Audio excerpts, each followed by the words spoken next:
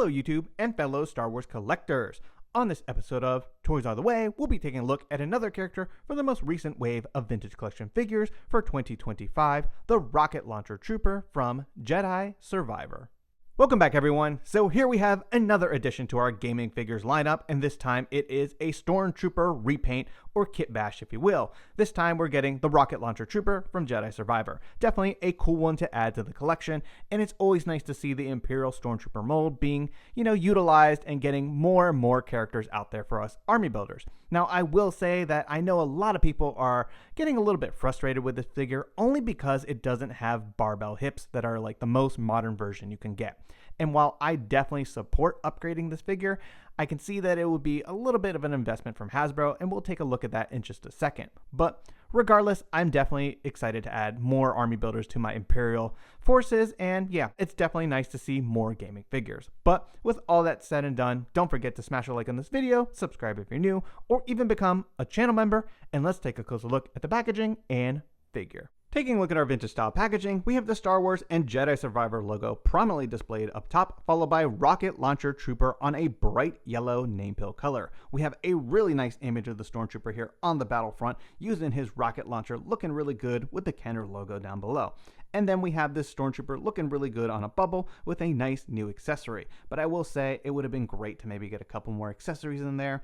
I know he's only supposed to use the rocket launcher here and is depicted like that, but the more blasters, the better when it comes to a trooper. On the back, he is VC 369 in the line, Rocket Launcher Trooper. And we have a small description of the character, followed by the Vintage Collection logo, and additional images of the card and figure. So as some of you may know, I'm a big fan of Imperial troops, and I like to keep one of every single variant carded for my collection, and this will make a nice addition to that. So really happy to get the Rocket Launcher Trooper added to the line. Taking a look at the Rocket Launcher Trooper out of the packaging and focusing on the paint applications, because there's not actually any photoreal on this character, they look really good. Clean lines, no like messy paint work, no overspray or like splotches, and yeah. If you've been collecting Stormtroopers for quite a while, you know there can be some QC issues sometimes. So everything looks nice and clean here. There's a nice green tint to those lenses, and yeah, looking fantastic. You can see some paint applications down here as well in his midsection. Those have been done very well. And then the pauldron is a nice fiery red color, which is different than, the ones that we've seen in the past, like the orange color on like a standard trooper or like commander or whatever. And yeah, overall looking pretty good. Moving on to the rest of the figure and the articulation, hopefully by now you're familiar with this figure in the vintage collection. We have seen this Stormtrooper a number of different times repainted for A New Hope, The Mandalorian, and lots of different releases. It's pretty close to definitive, but it's got a couple things that people would like updated. Now, I will say it interacts with the rocket launcher pretty well. You can see it holds it decently. It's able to lower it and aim it a certain way with the hinge on the wrist, but I will say these soft plastic hands make it a little challenging to hold and just get it set up. But we'll take a look at some of the poses later on. Getting that out of the way and moving on to the articulation. If you're not familiar with this figure, it's fully articulated, but the one thing that people would like updated is the hips. So it does have ball jointed hips, but they're kind of more of a hinge system that you can see right there.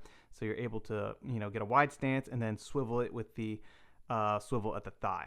Now, people would like this updated because it's not exactly great. You kind of got to turn the leg to get the hinge at a certain place to rotate it or whatever the heck, and then just do a lot of adjusting, where the new barbell system is much more fluid and just a lot easier to deal with. And I like to pose figures, and I'll agree that the barbell hip system would be great. Now, Hasbro will have to invest, because to do that, they'll have to basically do a whole new midsection here, because that is one piece and we need the barbell to go in here and have that new tooling.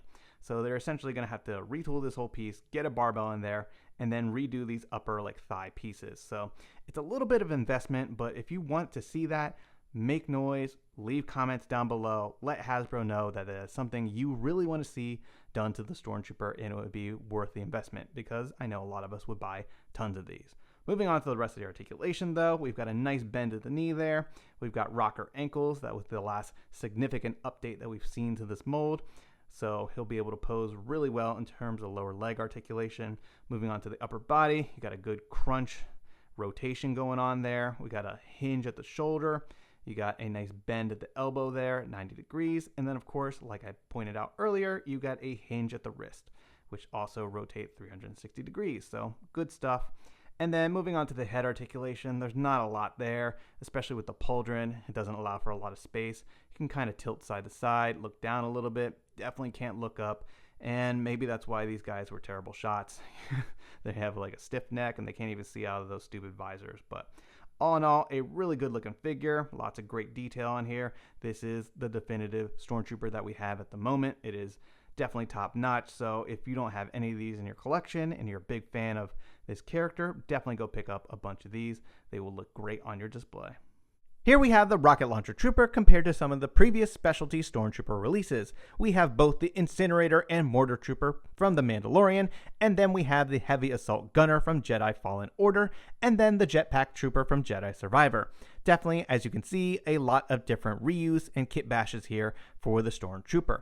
Now, I really do appreciate getting this character in multiple releases, and they do look great together. Now, these are just the specialty ones. There has been a number of other repaints, but I just kind of wanted to show off the guys that have, like, you know, extra gear and like stuff like that.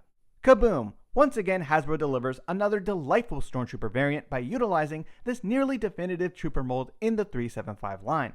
Fully loaded with excellent articulation, such as the old-style ball-jointed hips, a torso crunch, rocker ankles, and hinges galore on the arms, legs, and wrists will enable the Rocket Launcher Trooper to achieve a variety of action poses, as they provide heavy support and firepower for Imperial troops as they hunt down Jedi survivors. The accessories consist of a single rocket launcher in the standard Stormtrooper pauldron that sports a fire orange paint application.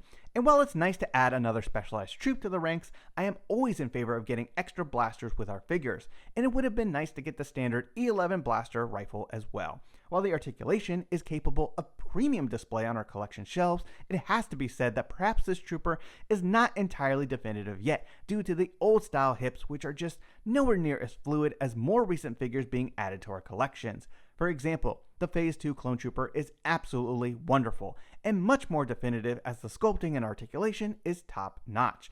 Therefore, the addition of the barbell hip system would be a much welcome update to the Imperial Stormtrooper. Regardless, the Rocket Launcher Trooper is another fine addition to our Imperial ranks. I hope you've enjoyed this video and taking a look at this latest addition to our vintage collection shelf displays, the Rocket Launcher Trooper from Jedi Survivor. Feel free to let me know your thoughts in the comments down below. And don't forget to drop a like on this video and subscribe if you're new to the channel. It really helps and is always greatly appreciated. Thanks everyone, and may the Force be with you.